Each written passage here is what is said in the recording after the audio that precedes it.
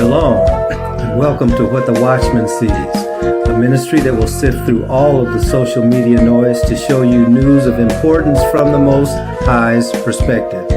As watchmen, we are here both to warn of dangers and give biblical answers for dwelling in the secret place of the Most High during these times of confusion. Tell your family and friends to like, share, and subscribe as we delve into what Yahweh has for us, the apple of his eye. Shalom, everyone. We are going to continue with our study. The annual theme for the study is Repair the Breach, Go Back and Rebuild, which is what our study has been focused on since the beginning of the year. We're a little bit more than halfway through, and we're almost halfway through the Proverbs. We're in Proverbs chapter 13, which is where we will be today. Most of today's lesson, or this evening's lesson, is going to be reading the scripture and then just making several comments as it regards, or as it relates rather, to our theme scripture. We know that all scripture, first of all, in 2 Timothy chapter 2, verse 15, the scriptures encourage us to study, to show ourselves approved unto the Most High, workmen who need not be ashamed, rightly dividing the word of truth. It does bear repeating that the study that is being spoken to and about has to do with giving diligence to those things that come from the words of the Most High. So not only do we need to know what those words are, which means we have to read, we have to know the context that those words were spoken in, which involves study. And then we also then do the next part, which is to apply those words to the life that the Most High has given to us. And that's where the being diligent comes in. So the word study actually means to give diligence to what the Most High has given.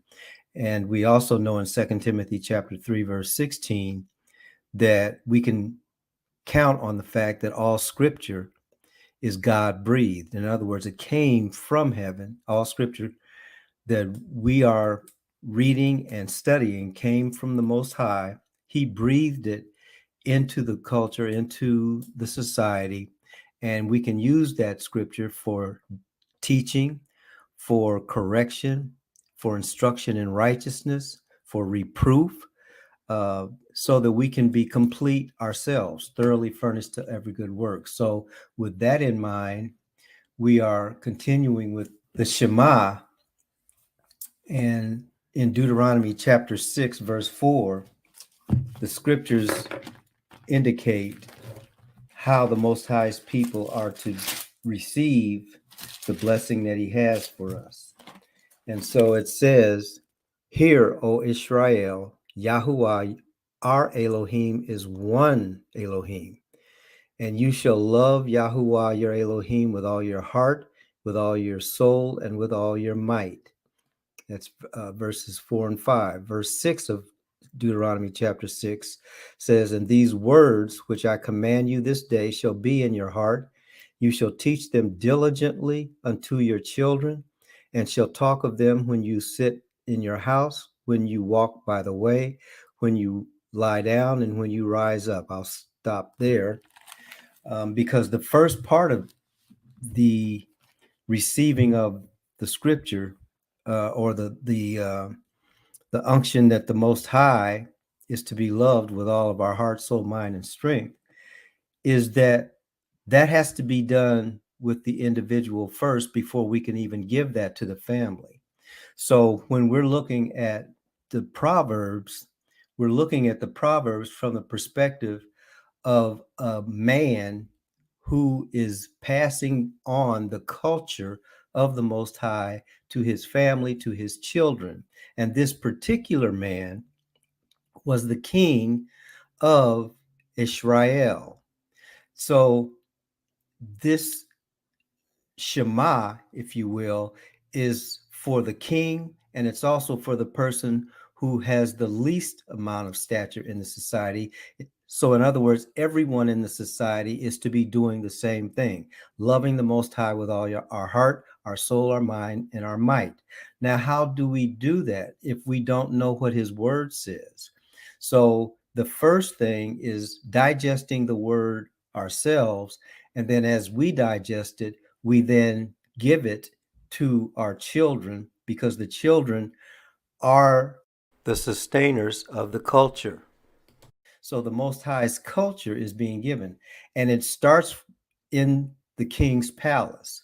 So what we've been looking at in Deuteronomy is the king carrying this out with his son and expecting his son to do the same thing with his sons. Mouth to ear, mouth to ear, mouth to ear. That's how it's supposed to work. Okay, but not just speaking, but also modeling and entering into situations where the things of the Most High are being pointed out as the daily activities take place or transpire. Okay, so we're going to go right to the scripture. Okay, so we're in Proverbs chapter 13. Now, as we read this, because as I mentioned, most of this session is going to be just reading and making a couple of comments. But as the parent in the household is passing the culture down, what the parent is actually doing is giving the child or giving the children a system of discipline. And that's why Proverbs 13, one of the titles is A Father's Discipline. So that when we think of the word discipline, we usually think of punishment, but discipline is actually a system of passing down the attributes and the expectations of the culture. And certainly when you're an adult, you're and passing those things down, sometimes the children that you're passing those ideas and those precepts to don't want to hear them, or they don't want to partake of what it is that you're saying. And so sometimes punishment does enter into that, as we used to be told. I might not be able to make you do what I want you to do, but I can sure make you wish you had done what I want you to do. So that's part of the job of the parent. The part of the job of the parent is to establish that system of discipline. So, and this might be a good time to, the idea is that is being presented is overwhelmingly in scripture that responsibility has been given to, in the case of David and Solomon, it was David's responsibility to give this to Solomon. It was Solomon's responsibility to give it to Rehoboam and all those other children that he had. Now, that does not excuse the responsibility of the mother, because the father and the mother are working in tandem, hand in hand, to give the parameters for this culture to be received. But the father is playing a major role. And so as we begin this, I'm thinking about the Shema, because it talks about when you rise up, when you lie down, when you're in the way. Once a child reaches the age that they are active, it is the parent's responsibility to provide for that child, that soul, if you will, the parameters under which they are to operate.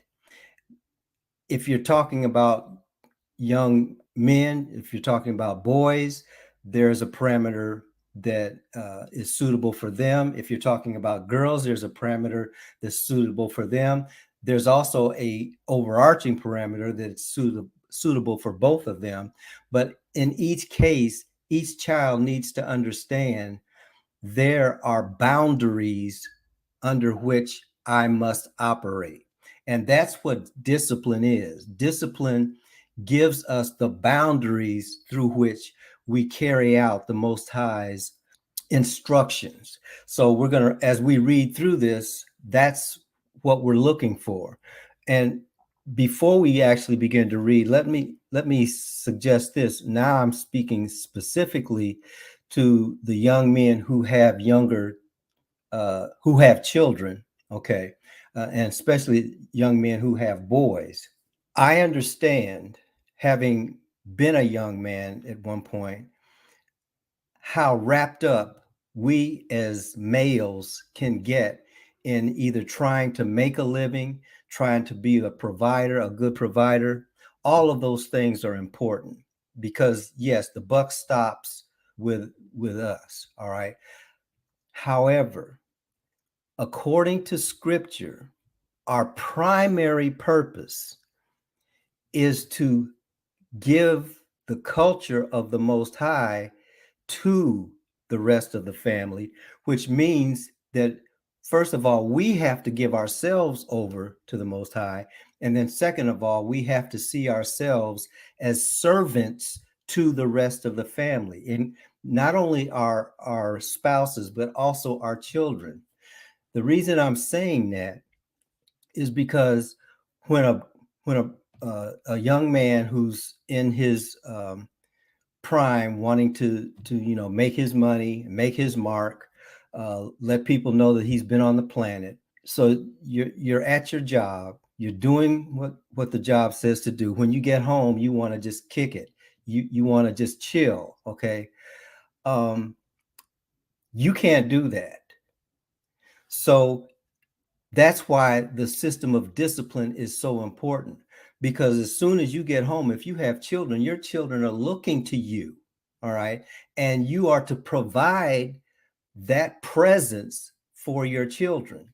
Now, if you've got children who are anywhere older than 5 or 6 years old, what that means, especially if, no, I would say all of the children, your children need to be out doing things, and they need to have you taking them to do those things and being with them while they do those things.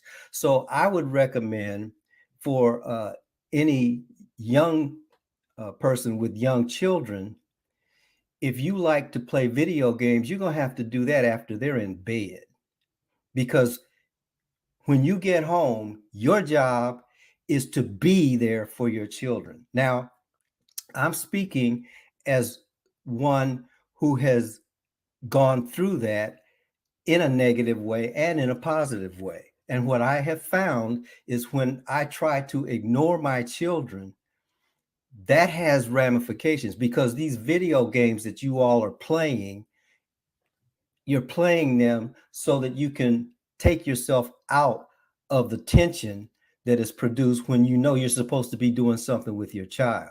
Okay. So, children need to be involved in t-ball. Children need to be involved in soccer.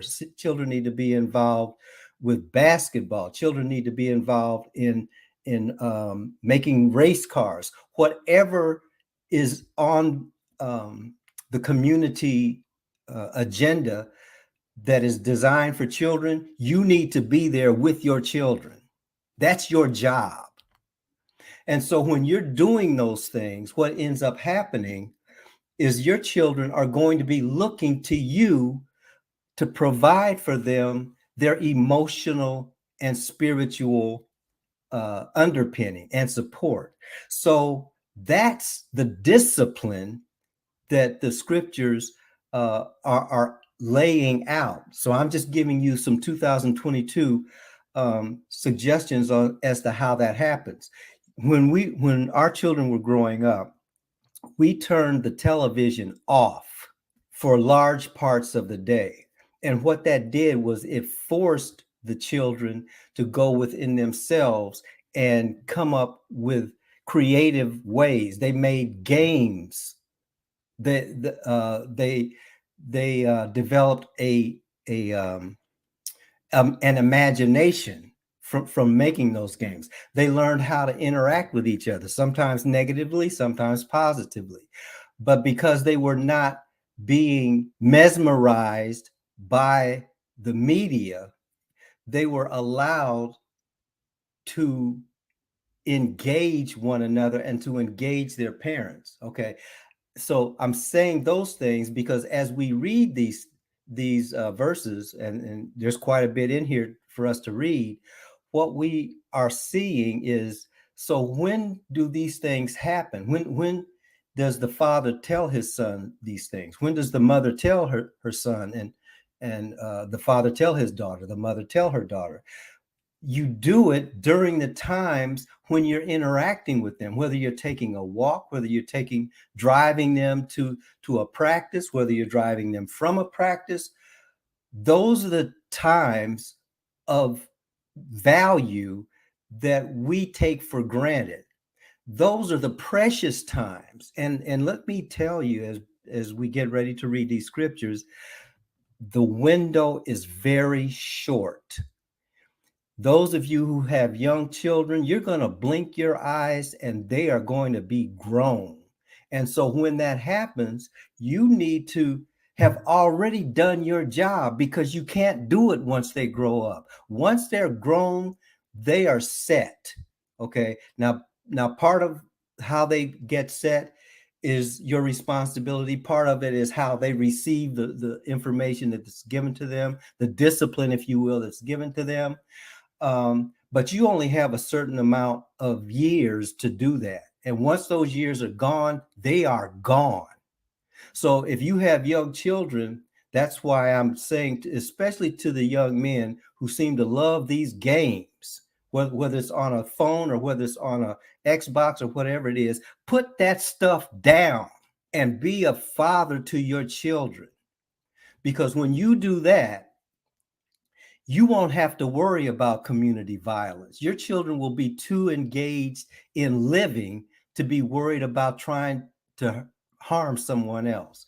Okay, I didn't mean to go on that long, but these words are all a part of a father's discipline. And one final thing, I got what I have from my father. My father didn't sit down and talk at me a lot. I just watched what he did, okay, and interacted with him as he was going about his daily task. So he was teaching me all the time. I didn't necessarily know that that was what was going on, and I'm not even sure he did. But the interaction that we had was because he loved his son, and therefore his son loved him, and we've tried to find ways of connecting with one another, and that's how it's supposed to be. Now, when the son or the daughter gets to be a teenager, every teenager, the last person that they want to interact with is their parent. We all understand that, okay? But do the work before they get to the teenage years, so that the turnaround time is a lot less. So, having said that, we're going to go through Proverbs chapter 13, starting at verse 1. A wise son heeds his father's discipline, but a mocker does not listen to rebuke. From the fruit of his lips, a man enjoys good things, but the desire of the faithless is violence. He who guards his mouth protects his life, but the one who opens his lips invites his own ruin. The slacker craves yet has nothing, but the soul of the diligent is fully satisfied. The righteous hate falsehood, but the wicked brings shame and disgrace. One of the things that a parent will always tell their child, regardless of the generation, is, I can deal with anything that you're putting down except lying to me. And that's what this verse 5 is talking about. Parents hate when their children lie to them, because you cannot have good interaction if your children are being false with you. So verse 5 tells the young man, the righteous hate falsehood, but the wicked bring shame and disgrace, because that's what happens when we are acting wickedly. which has to do with lying, that brings shame on the family. It brings disgrace on the family. Verse 6, righteousness guards the man of integrity, but wickedness undermines the sinner. One pretends to be rich but has nothing. Another pretends to be poor yet has great wealth. Certainly, this is a lesson that our youth need to have explained to them today. We as a people like to pretend that we have a lot more than we actually do. Okay, and that's what this is talking about. We got that from our ancestors, okay, because this is what was going on in Proverbs. But the king over the nation is telling his children, you can either pretend to be rich when you don't have anything, or you can pretend like you don't have anything but have great wealth. So you can determine for yourself which one has more value. Do you want to look like you got money, or do you want to actually have money? Because if you actually have money, that's a wealth building thing, and it has nothing to do with stocks and bonds. It has to do with your approach to the blessing that you have been given. Verse 8, riches may ransom a man's life, but a poor man hears no threat. The light of the righteous shines brightly, but the lamp of the wicked is extinguished. This is all a system of discipline that we're reading about. Verse 10, arrogance leads only to strife, but wisdom is with the well advised. Verse 10, meditation, we have a lot of arrogance in our community. And that arrogance continually leads to strife. Arrogance is false bravado.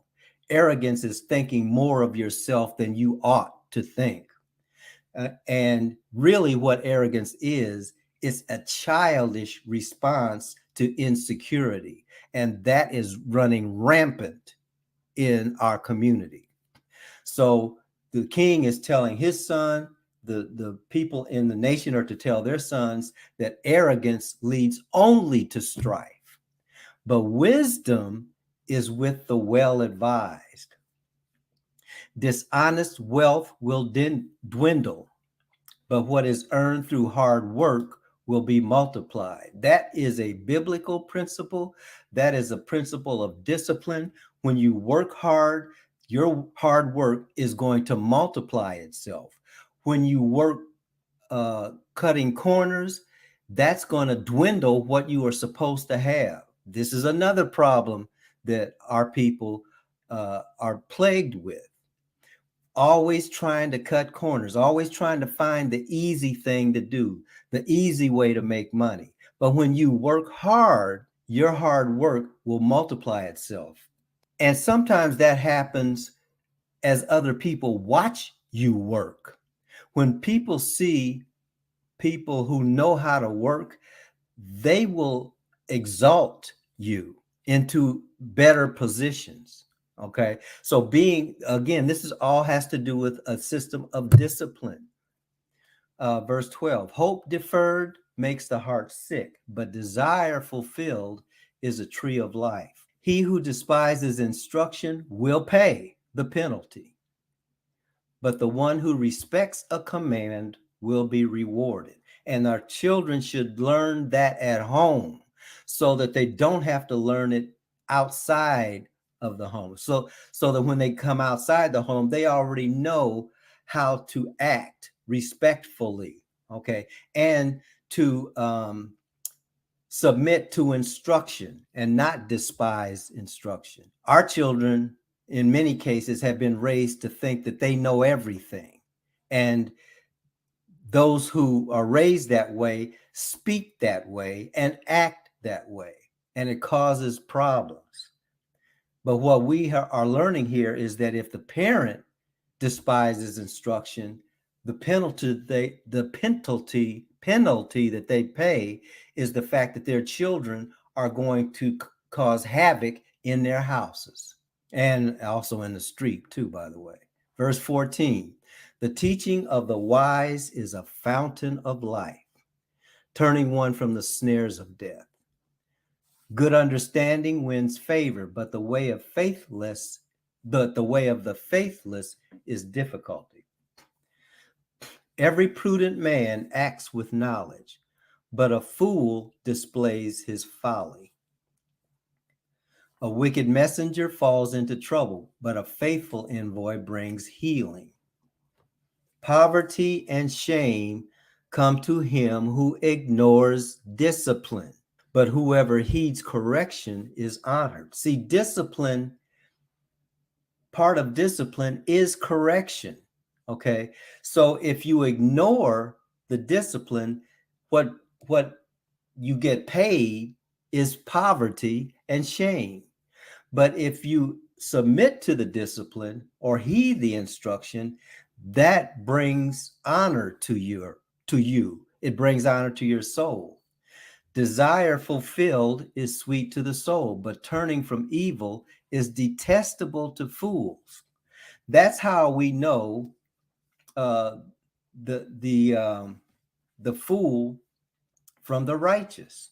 Everybody knows what evil is. Anybody that thinks that people don't know better, you don't really understand how human beings have been made by our Creator, because our Creator put his nature in every human being. We know right from wrong. Therefore, we know good from evil. And so, again, verse 19 says, desire fulfilled is sweet to the soul, but turning from evil, once we know evil is there and we turn from it, the righteous will find their soul gratified. But the evil, turning from evil is detestable to fools. In other words, fools won't turn from evil. Fools will run to evil. I'm going to come back to that because we're almost at the end of the chapter. He who walks with the wise will become wise. Old wisdom has told us in the form of old heads and even the elders who are women. They always talk about hang with the right people. You've heard that over and over again. Where do we get that idea? From Scripture. Where does Scripture get it? From heaven. It's God breathed. So God breathed into us the understanding that he who walks with the wise will become wise. And just as that is true, the opposite is true. But the companion of fools will be destroyed. So we could also say he who walks with fools will become fools. So you get a chance to pick which one you want to walk with, the wise or the fool. Verse 21, disaster pursues sinners. That's what happens with fools. Disaster pursues sinners, but prosperity is the reward of the righteous. There is a reward for doing the right thing. You get blessed when you do the right thing. When you choose to do evil, disaster not only comes after you, it's pursuing you. Verse 22, a good man leaves an inheritance to his children's children, but the sinner's wealth is passed to the righteous. When does the good man leave the inheritance? When they rise up, when they lie down, when he's walking in the way with them, when he's reminding them in their daily life, here's what the Most High wants us doing. Okay. That's the inheritance that the good man will leave his children. And when he leaves it to his children, he empowers his children then to give it to their children. So that's where verse 22 comes in. A good man leaves an inheritance. So even after we are gone, our inheritance should still be in our children's children. That's how you perpetuate, that's how you sustain a godly culture. You have to participate in it first. Then your children can give it to their children. A good man leaves an inheritance to his children's children, but the sinner's wealth is passed to the righteous. I know this is hard for us to see.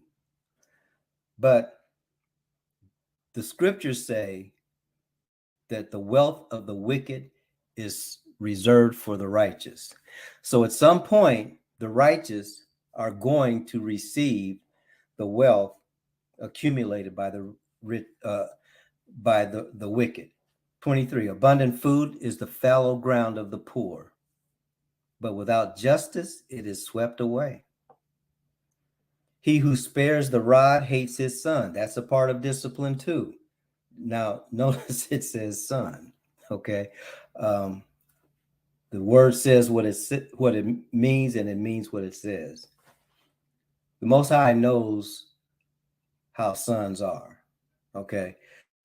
Sons are hard-headed, and I'm not saying daughters aren't, but sons are hard-headed, and you can get a son's attention with a rod, okay? That doesn't mean you beat them half to death, but it does mean when we spare the rod, that's the same thing as hating our children. Our children need to know that there are consequences, and the pedagogical way of teaching that is with the rod. Now, there comes a point in time when the rod is no longer the tool, which is why I was saying earlier, the job of the parent is to be with that child during the formative years, because there comes a point in time when the rod will not have any effect. As a matter of fact, if you haven't done what you're supposed to do, son's going to take that rod and beat you with it. So you don't spare the rod during those formative years.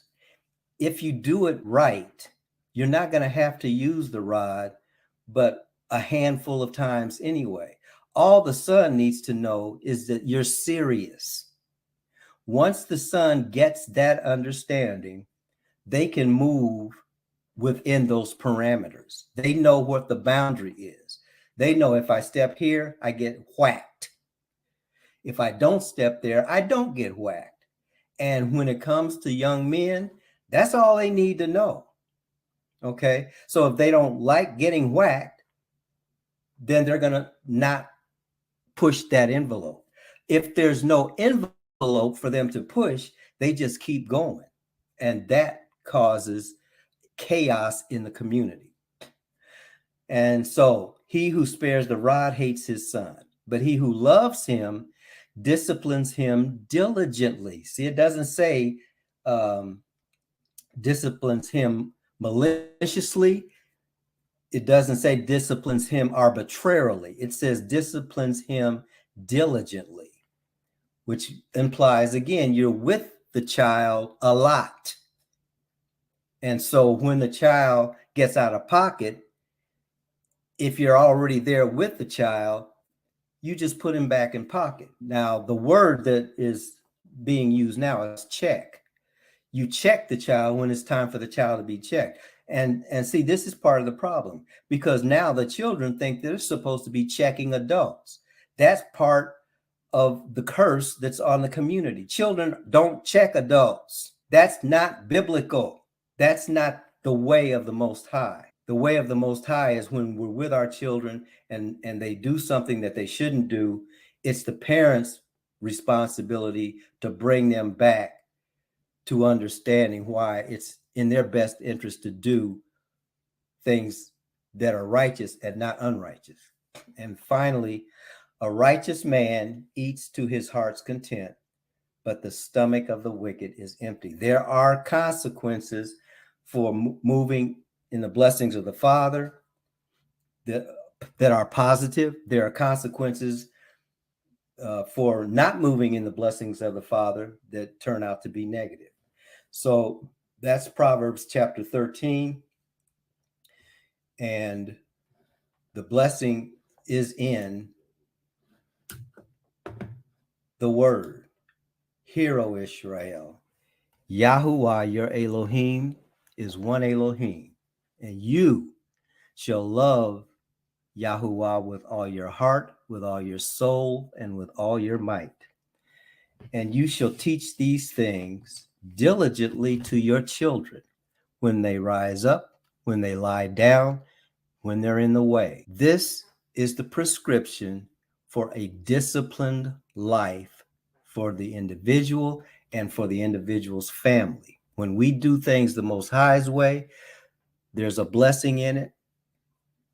It's called wisdom, and wisdom is able to carry us through every one of life's situations, whether they be good or whether they be challenges. When we choose not to do it the Most High's way, then there's a curse that overtakes us, and that also has its own ramifications. So the Father bless you and keep you. The Father make his face to shine upon you and be gracious to you. The Father lift up his countenance upon you and give you his shalom.